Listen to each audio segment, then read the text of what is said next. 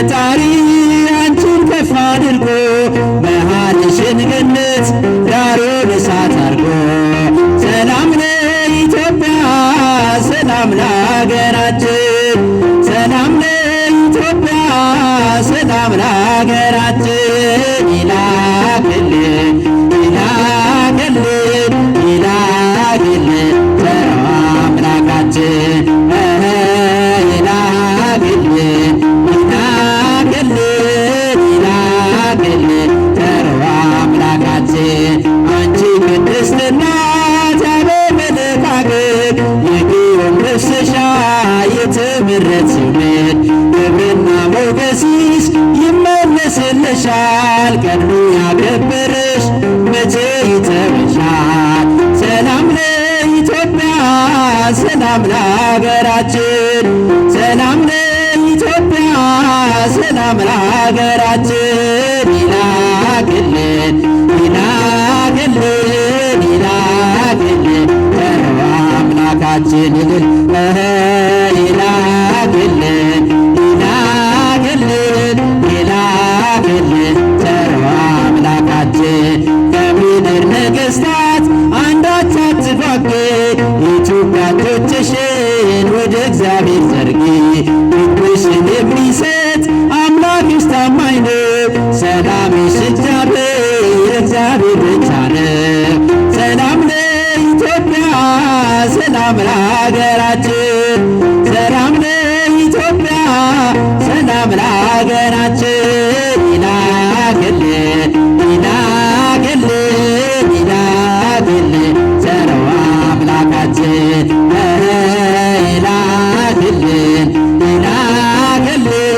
ይላክልን ቸሩ አምላካችን ማርያም ማርያም ማርያም ማርያም ማርያም ማርያም ትንቢተ ዘመድነ ትንቢተ ዘመድነ ትንቢተ ዘመድነ ማርያም ትንቢተ ዘመድነ ትንቢተ ዘመድነ ትንቢተ ዘመድነ ማርያም ማርያም ማርያም ማርያም ማርያም ማርያም ማርያም እንወድሻለን እንወድሻለን እንወድሻለን ማርያም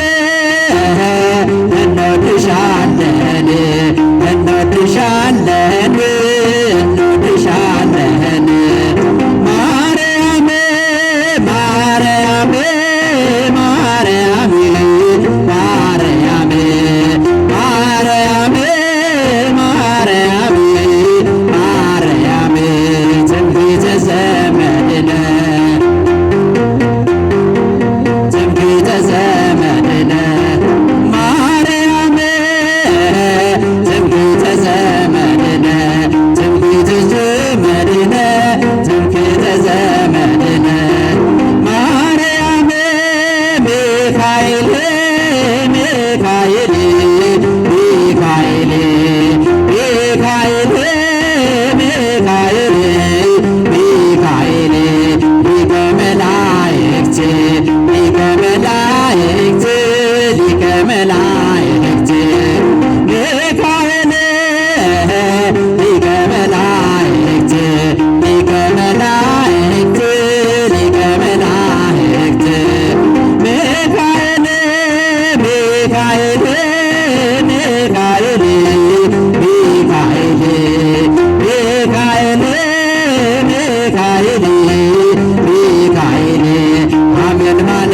ወርቅ አመን ማለ ወርቅ አመን ማለ ወርቅ ሚካኤል አመን ማለ ወርቅ አመን ማለ ወርቅ አመን ማለ ወርቅ ሚካኤል ሚካኤል ሚካኤል ሚካኤል ሚካኤል ሚካኤል ሚካኤል መላከ ልዑል መላከ ልዑል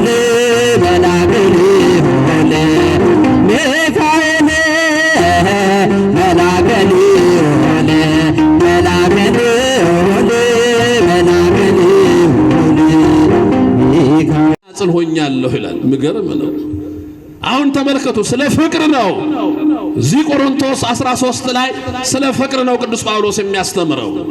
ክርስቲያኖች የዛሬ ትምህርታችን አንድ ክርስቲያን በሕይወቱ ጠላት ዲያብሎስን ድል አድርጎ የእግዚአብሔር የመንግስቱ ዜጋ ለመሆን ከሁሉ አስቀድሞ የሚያስፈልገው ፍቅር እንደሆነ ማሳየት።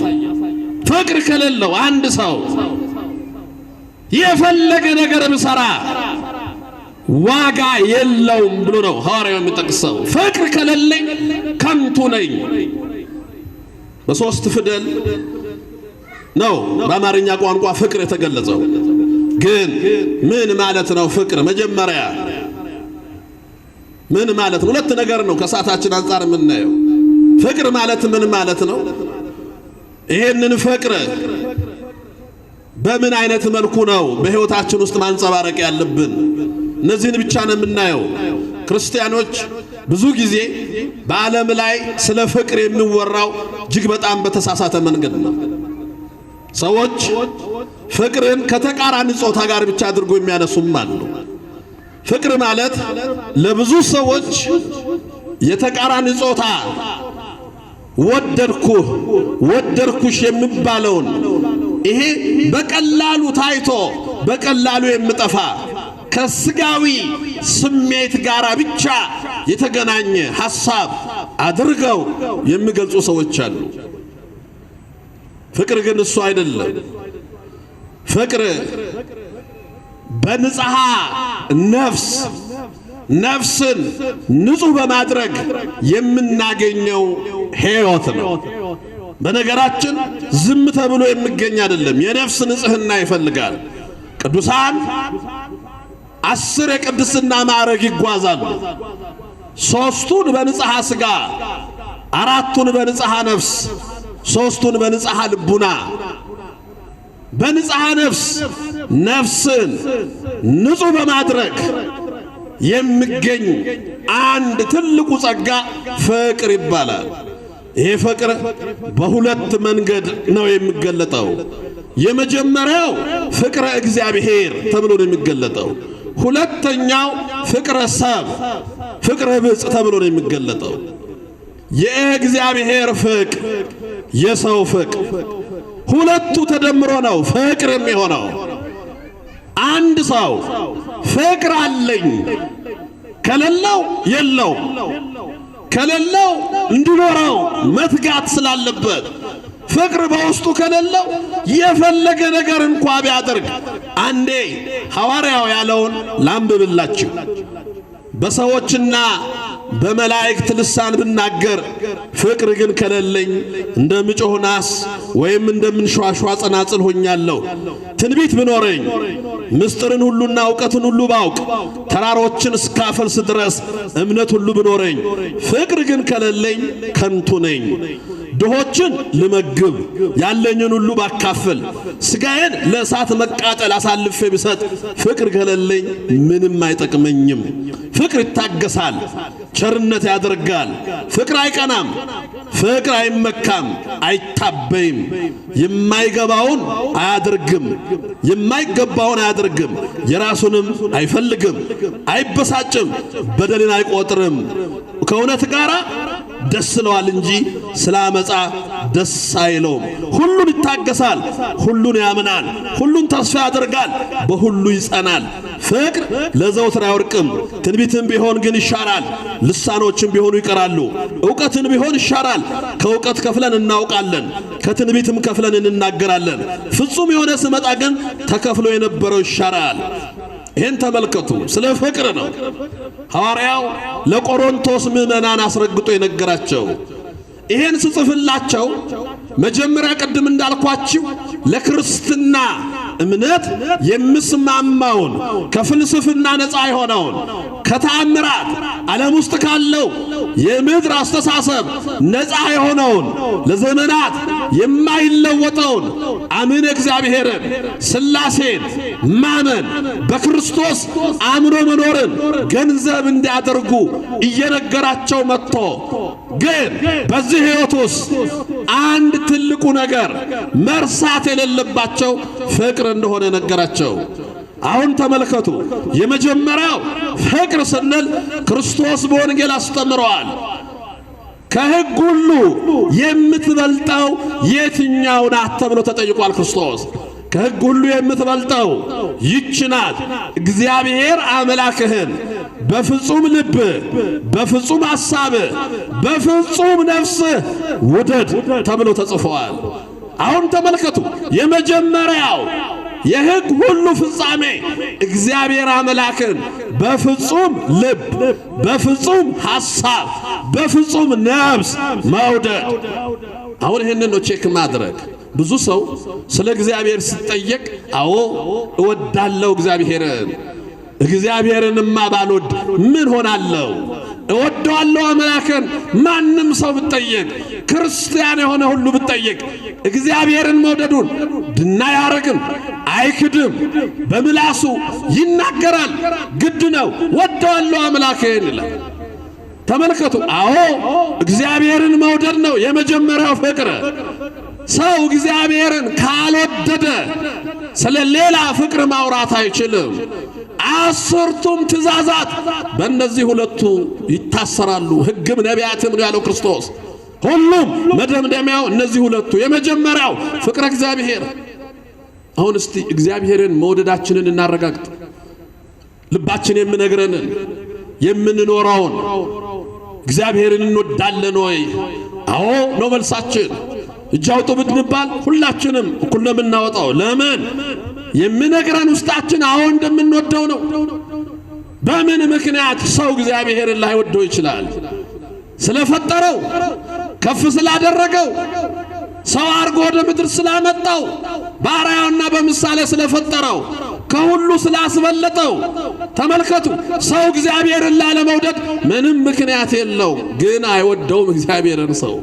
በተለይ በዚህ ዘመን እግዚአብሔርን የሚወድ ሰው አለ? አሁን እወዳለሁ እንላለን፣ ግን በምን እናረጋግጣለን? እግዚአብሔርን መውደድ ማለት እግዚአብሔርን መፍራት ማለት ነው።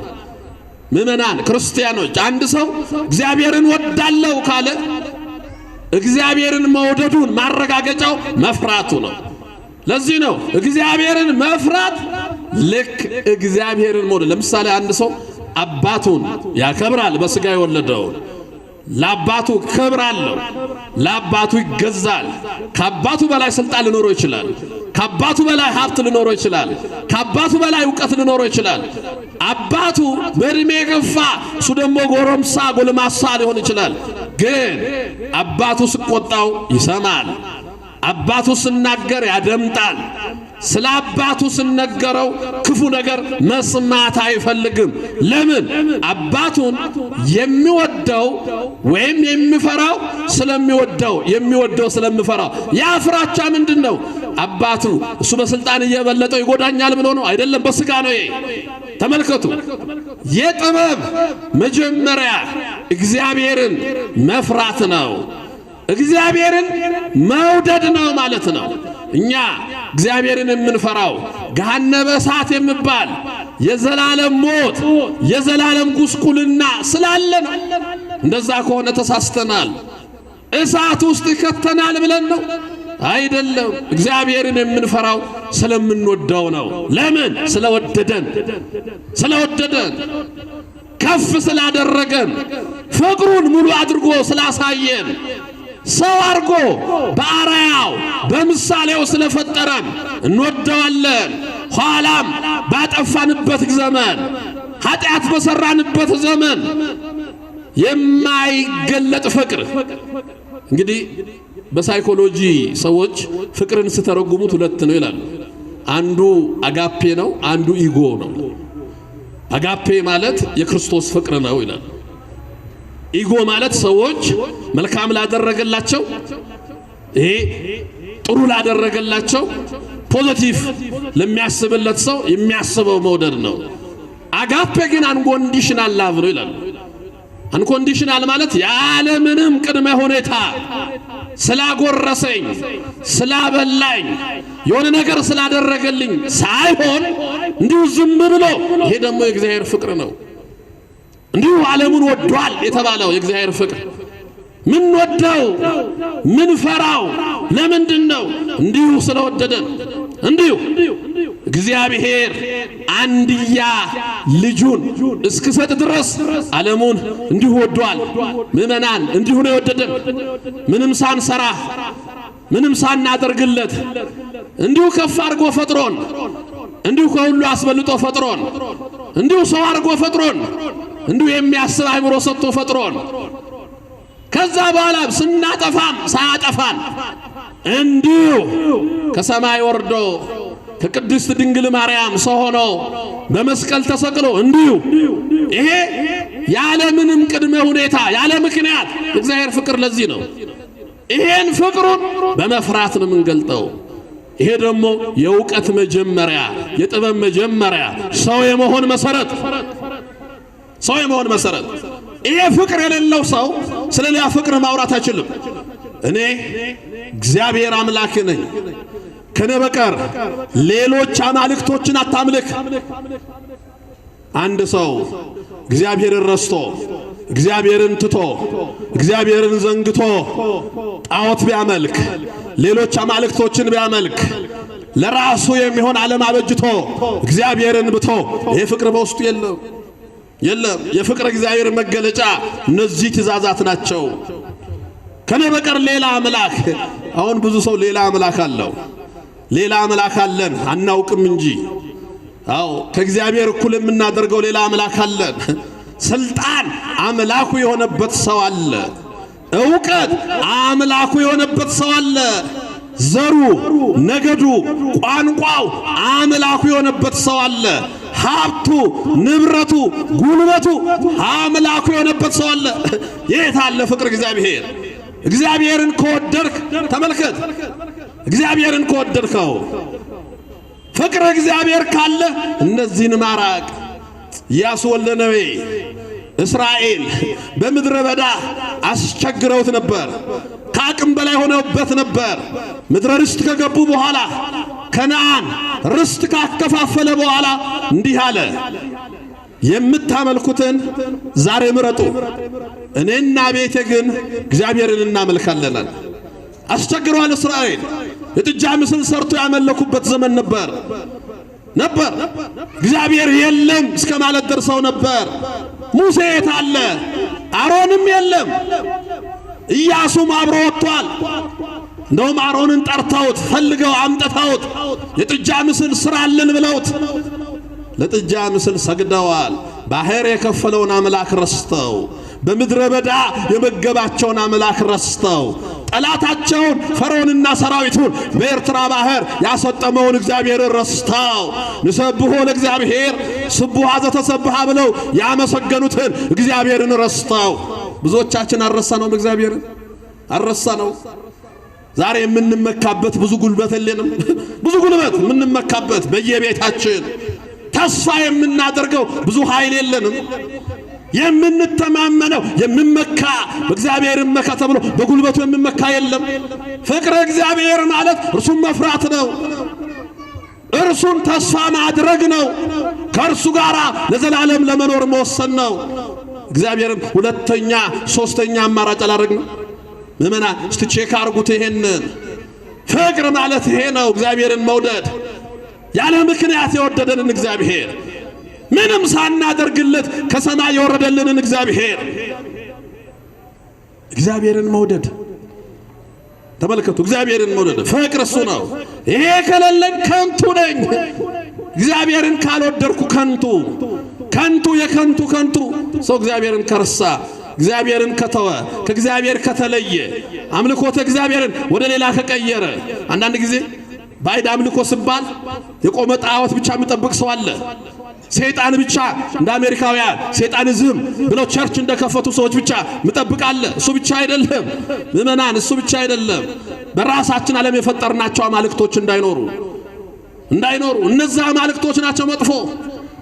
ከእግዚአብሔር አስቀድመን አእምሮአችን ውስጥ የሚመጡ ነገሮች የሉም። በጭንቀት ሰዓት፣ በመከራ ሰዓት፣ በጨነቀን ሰዓት ዓለም አሁን ተጨንቃለች፣ ጭንቀት ውስጥ ናት።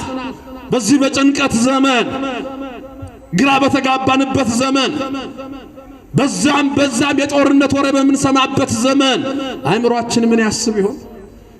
ምን ያስብ ይሆን? እግዚአብሔርን ነው የሚያስበው ነው? ጉልበታችንን ማንን ነው የሚያስበው? አእምሮአችን።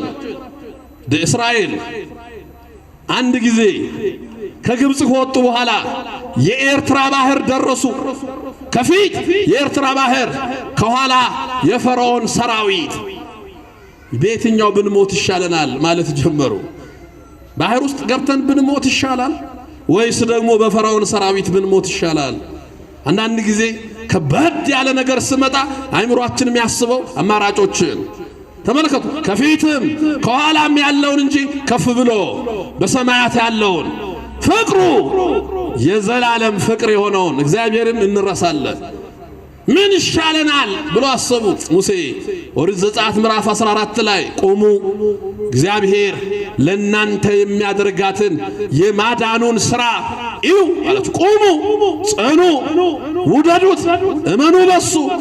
ዛሬ እግዚአብሔር የሚያደርጋትን የማዳኑን ሥራ እዩ። የኤርትራን ባህር አይደለም፣ የፈርዖንን ሰራዊት አይደለም፣ የእግዚአብሔርን ማዳን እዩ።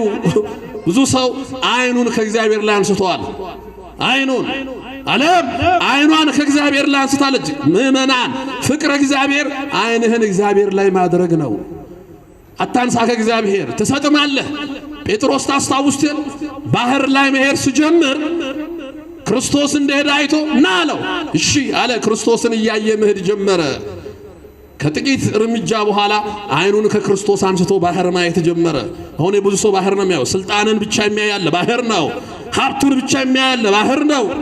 ወገን ዘመዱን የሚያያለ ባህር ነው። ዘር ነገድ ቋንቋውን ብቻ የሚያያለ ባህር ነው። ትሰጥማለህን ያየቀን ተመልከቱ። ጴጥሮስ አይኑን ከክርስቶስ አንስቶ ወደ ባህር መስጠም ጀመረ። አሁን እኮ እየሰመጥ ነው አናውቅም እንጂ አይናችንን ከእግዚአብሔር ስላነሳን የክርስቶስን ፍቅር ስለረሳን መስጠም ላይ ነን። አዎ ላይታወቀን ይችላል። አንገቱ ጋር ሲደርስ ነው ጴጥሮስ ያወቀው። ጌታ ሆይ አድነኝ አለ፣ ሙሉ በሙሉ ሳይሰጥ። አሁን ሙሉ በሙሉ እስኪሰጥሙ ዝም ያሉ ሰዎች አሉ። ሙሉ በሙሉ እስኪሞቱ ሌላ ገብተው አምልኮተ እግዚአብሔር ረስተው። ለዚህ ነው ፍቅረ እግዚአብሔር የመጀመሪያው እርሱን መፍራት። ፍቅረ እግዚአብሔር ሕጉን ትእዛዛቱን መጠበቅ። ብትወዱኝ ዮሐንስ ወንጌል ምዕራፍ 14 ላይ የሚወደኝ ትእዛዜ በእርሱ ዘንድ ያለች የሚጠብቃት ነው። ብትወዱኝ ትእዛዝን ጠብቁ። ብትወዱኝ ትእዛዝን ጠብቁ። እግዚአብሔርን የሚወድ ሰው ትእዛዛቱን ይጠብቃል። በቃ ትልቁ የፍቅር አዳም ዕፀ በለስን እግዚአብሔር ገነት መካከል ሲፈጥርለት አንዱ አዳም እግዚአብሔርን መውደዱ ማረጋገጫ ነበር የተፈለገው። አሁን አንዳንድ ሰዎች ዕፀ በለስ የተፈጠረችበትን ምክንያት ምንድነው ሲባል ዕፀ በለስን ከእጽዋት ጋር አገናኝቶ የሚናገሩ ሰው አይደለም። ዕፀ በለስ የምልክት ዛፍ ናት። በቃ ዝም ብላ የተቀመጠች ዛፍ ምንም መራራ ናት፣ ጣፋጭ ናት፣ ገለመለ እንደዛ አይደለም። የምልክት ከተፈጠረችበት ዓላማ ውስጥ አንዱ አዳም ለእግዚአብሔር ያለው ፍቅር ይገለጥ ዘንድ ነው። እግዚአብሔርማ ለአዳም ያለውን ፍቅር ገለጠ። መጨረሻ ላይ ፈጥሮት ሁሉን ለሱ ፈጥሮ ባሪያውና በምሳሌው ፈጥሮ ነባቢት ሕያዊት ለባዊት የሆነ ነፍስ ሰጥቶት እፍ ብሎ የሕይወት እስትንፋስን ሰጥቶት ከሁሉ አስበልጦ መጨረሻ ላይ ሁሉን ለሱ ፈጥሮ ፍቅሩን ገለጠ። ታዲያ አዳም ለእግዚአብሔር ያለው ፍቅር እንዴት ይገለጥ? በምን ይገለጥ? አዳም ፍቅሩን ሕጉን በመጠበቅ። ስለዚህ ከገነት ዛፎች ብላ፣ ከዚች ግን እንዳትበላ፣ ከእርሷ ከበላ ትሞታለህ። አዳማውን ዕፀ በለስን መተው ያለበት ስለ ፍቅረ እግዚአብሔር አምላኬ ከሁሉ አስበልጦ በአርአያው በምሳሌው ፈጥሮኝ እችን ዛፍ ለምን እበላለሁ? የሱ ፍቅር እኮ ከዚህ በላይ ነው። ሰው ነው ያረገኝ። የሰማይን ወፎች፣ የምድርን አራዊት፣ በባህር በጥልቅ ያለውን ሁሉ ግዛ ተብሏል። ማን? አዳም። ትልቁ ባለስልጣን ነው አዳም። የፍጥረት ራስ ነው አዳም። ክብሩ ትልቅ ነው አዳም። ይሄን ሁሉ ካረገለት በኋላ ፍቅሩን በመግለጥ ሕጉን በመጠበቅ አምላኬ እንዲህ ካደረገኝ እኔ ይሄን ልጠብቅ ብሎ አዳም ሕጉን መጠበቅ ይችል ነበር። ለዚህ ነው የሚወደኝ አለ ክርስቶስ ትእዛዜ በእርሱ ዘንድ ያለች የሚጠብቃት ነው። ፍቅረ እግዚአብሔርን የምንገልጥበት አንዱ ትእዛዙን በመጠበቅ ነው። ክርስቲያኖች እግዚአብሔር ያዘዘን ስንጠብቅ እየወደድነው መሆኑ ማሳያ። ሁለተኛው ፍቅረ ሰብ ነው ወይም ፍቅረ ብጽ የምንለው። ይህንን ነው ሐዋርያው በደንብ አድርጎ የገለጠው። ዮሐንስም በወንጌሉ እንደዚሁም በመልእክቱ የምታየውን ወንድምህን ሳትወደው የማታየውን እግዚአብሔርን ወዳለው ብትል እንዴት ይሆናል ይላል ክርስቶስ። ሁለተኛውም ከዚች ጋር የምትተካከልናት ባልንጀራህን እንደራሴ አድርገህ ውደደው። አሁን ያጣነው ትልቁ ደግሞ ይሄ ነው። ወንድም ወንድሙን መውደድ አልቻለም። ፍቅር ጠፍቷል። የመጨረሻው ዘመን መገለጫ ክርስቶስ ስለ ዳግም ምጽአቱ በዛ በደብረ ዘይት ተራራ ሲናገር በሰዎች ዘንድ ፍቅር ትቀዘቅዛለች ብሏል። አሁን ማን ማንን ይወዳል? እስቲ ዝም ብላችሁ ማን ማንን ይወዳል? ማን ለማን ጥሩ ፍቅር አለው? ለዚህ እኮ ነው የፈለክ ነገር ብትሰራ አንተ ክርስቲያን ቅድም ብሏል ተራራ የሚያፈልስ እምነት ብኖርህ ተራራ የሚያፈልስ ይሄን ተራራ ከዚህ ተነስተ ወደዛ ሄድ የሚል እምነት ብኖርህ ፍቅር ከሌለ ግን ከንቱ ነህ። አንተ ክርስቲያን ሆነ፣ አንተ ክርስቶስ ሆነ፣ አንተ የተዋህዶ ልጅ ሆነ፣ አንተ ሀብተ ወልድናን ስመ ክርስትናን ተቀብለ ፍቅር ከሌለ ባዶ ከንቱ ነኝ አለ ሐዋርያው። ምገርም ነው። ቅዱስ ጳውሎስ በእምነት ማንም አይተካከለው። ቅዱስ ጳውሎስ በስብከት ማንም አይተካከለው። ቅዱስ ጳውሎስ በታምራት ማንም አይስተካከለው። ግን ምን አለ? ፍቅር ከሌለኝ ከንቱ ነኝ። ዛሬ ብዙዎቻችን የከንቱ ለምን? በውስጣችን ፍቅር የለም። ፍቅር የለም። እንሰብካለን፣ ፍቅር የለንም። እንዘምራለን፣ ፍቅር የለንም። እንቀድሳለን፣ ፍቅር የለንም። ቆብ ደፍተናል፣ ፍቅር የለንም። ቤተ ክርስቲያን እንመራለን፣ ፍቅር የለንም። እናስቀድሳለን፣ እንመጣለን ነጠላ ለብሰን፣ ውስጣችን ፍቅር የለም። ስለዚህ ከእግዚአብሔር ጋር ተለያይተናል። ለዚህ ነው ምድሪቷ የደም መሬት። ለምን? ፍቅር የለም። ፍቅረ ብጽ የለም። ወንድምን መውደድ ተመልከቱ። ባልንጀራህን እንደ ራስህ ውደድ። ባልንጀራችን ግን ማን ነው? የኔን ቋንቋ የምናገሩ የኔ ባልንጀራ፣ ያ በቀደም ያጎረሰኝ ነው የኔ ባልንጀራ፣ ያ በችግሬ ቀን የመገብኩት ነው የኔ ባልንጀራ፣ ያለኝን ለነዳያን ባካፍል ብሏል እኮ ሐዋርያው። ደግሰ ብታበላ ገብርኤልን ጠብቀህ እመቤታችንን ጠብቀህ ሌሎቹን ቅዱሳን ጠብቀህ ለነዳያን ብታበላ በረከት አለው። አዎ ምን ካለ? ፍቅር ካለ። ፍቅር ከሌለ ሰው ዋጋ የለው። ደግሰ ብታበላ ይላል። ደግሶ ያበላል፣ ፍቅር የለውም። ፍቅር ከሌለን ከንቱ። አሁን ልባችን ውስጥ ኢትዮጵያ ውስጥ የሚያስፈልገው ፍቅር ነው። ለዚች ሀገር መፍትሄው ፍቅር ነው ክርስቲያኖች። እሱ ደግሞ ከኔ ከናንተ ከጳጳሱ ከቄሱ ከዲያቆኑ ከሰባኪው ከዘማሪው ሁሉ ይጠበቃል። አሁን ፍቅር የጠፋው እኮ ቤተ መንግስቱም ቤተ ክህነቱም ጋር ነው። የት ነው ያለው? የት ፈልገን እናገኝ ፍቅር? የለም። ብትፈልግ በባትር የለም።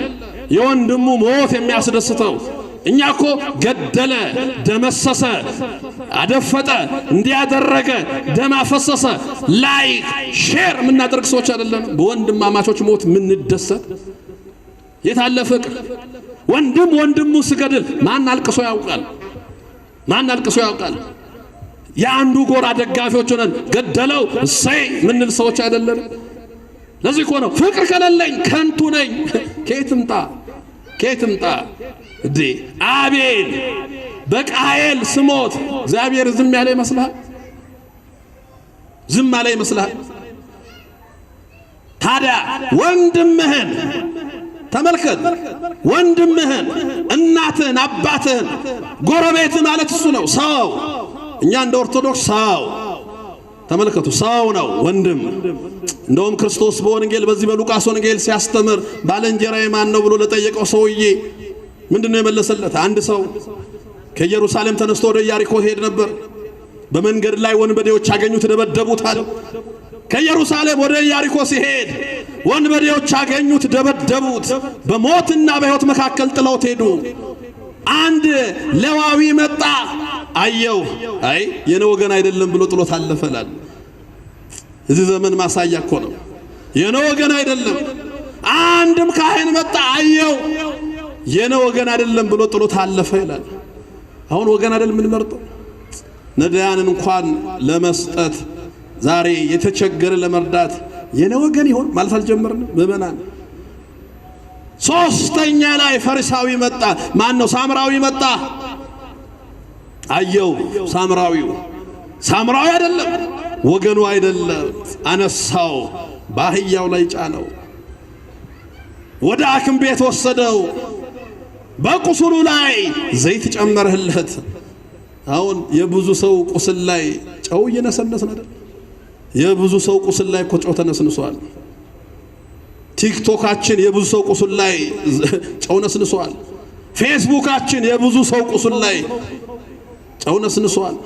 ሶሻል ሚዲያችን የብዙ ሰው ቁስል ላይ ጨው ነስንሷል።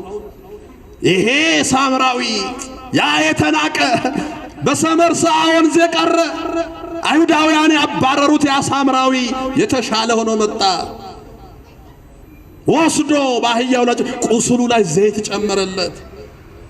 ሐኪም ቤት ወሰደው። ተመልሼ እስክመጣ አክሙልኝ ብሎ ሂሳቡን ከፍሎ ሄደ። ከነዚህ መካከል መልካም ያደረገው ማን ነው ብሎ ጠየቀው ክርስቶስ። ሳምራዊው አለ። አየ ሳምራውያን ተንቀው ነበረ። ሳምራዊው አንተም እንደዚሁ አድርግ። አው ባልንጀራ ማለት በወገን አይደለም። ባልንጀራ ማለት ስልጣን ስላለው የምታከብረው አይደለም። ባልንጀራ ማለት ሀብት ስላለው 40 ጊዜ የምትሰግድለት አይደለም። ባልንጀራ ማለት አዋራ ያልነካውን ካባ የምታራግፍለት አይደለም። ባልንጀራ የተጎዳውን ወንድምህን ማሰብ። ማንም ይሁን አንተ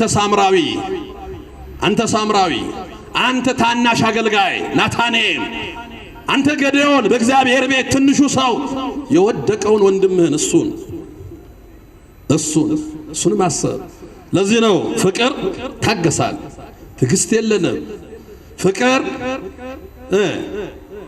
ምሕረት ያደርጋል፣ የይቅርታ ልብ አለው። አሁን ባልና ሚስት ተጣልተው እኮ ማስታረቅ መከራ ሆኗል።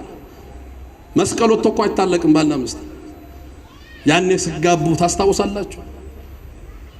ያኔ ሲጋቡ እሷን ካላየው ምግብ አልበላም ያለው ባል፣ ያኔ ሲጋቡ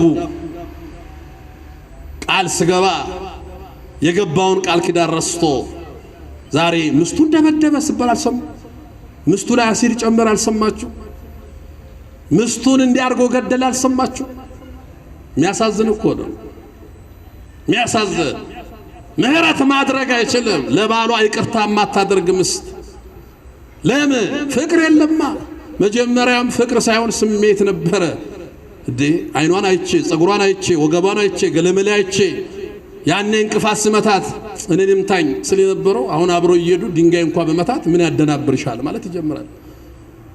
የለማ መጀመሪያውኑ አይኑ ያየው ሌላ ነው ፍቅር። ለዚህ እኮ ነው ክርስቶስ ሰው እናትና አባቱን ይተዋል፣ ከሚስቱ ጋር ይተባበራል። ዛሬ እንደውም በወንጌል የተነበበው ስለ ትዳር ነው። ቅዳሴ ላይ ይተባበሩ፣ ሁለቱም አንድ አካል ይሆናሉ ይልና ቅዱስ ጳውሎስ ይሄንን ምን ብሎ ገለጠው? ኤፌሶን 5 ላይ ባል ሚስቱን እንደራሱ አድርጎ ይውደድ። ፍቅር ማለት እሱ ነው።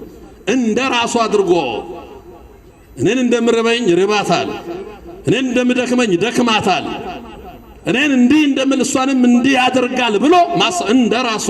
በነገራችን ለባል የተሰጠው ኃላፊነት ለሚስት ከተሰጠው በላይ ነው። ለዚህ ነው ወንድ የቤት ራስ ነው የተባለው፣ እንደ ራሱ መውደድ ስላለበት። ሚስት ለባሏ ትገዛ፣ ይሄ ቀላል ነው።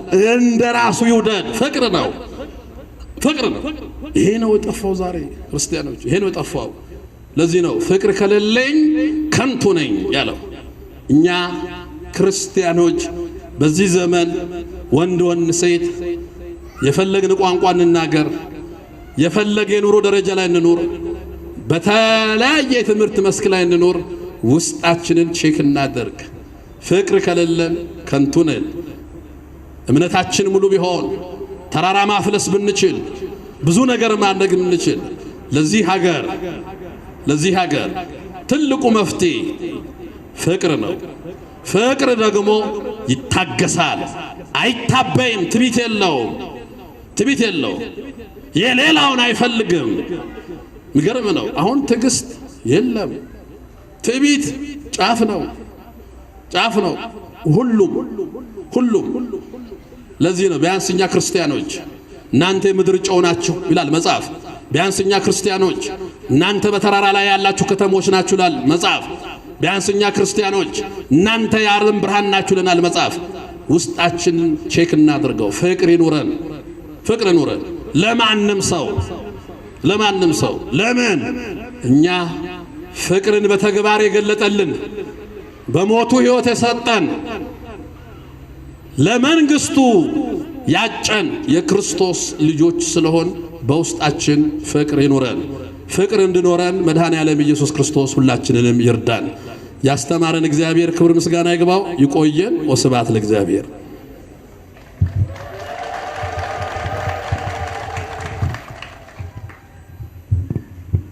እስቲ በደንብ አመስግኑ።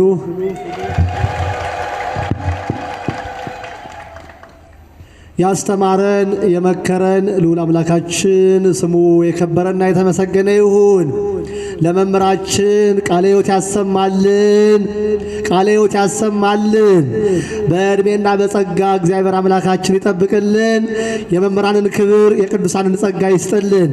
ከዚህ በበለጠ ልዑል አምላካችን እንዲያገለግሉ እግዚአብሔር አምላካችን ይርዳቸው፣ ያግዛቸው። ሁላችንም በሰማነው ቃል 30-60 ዓመቱ ያማረ ፍሬ አፍርተን የስሙ ቀዳሽ የመንግስቱ ወራሽ እንድንሆን አምላካችን ያግዘን። እንግዲህ ከዚህ በመቀጠል የሚቀረን ዝማሬ ነው። ከደረጃው ጋር ያላችሁ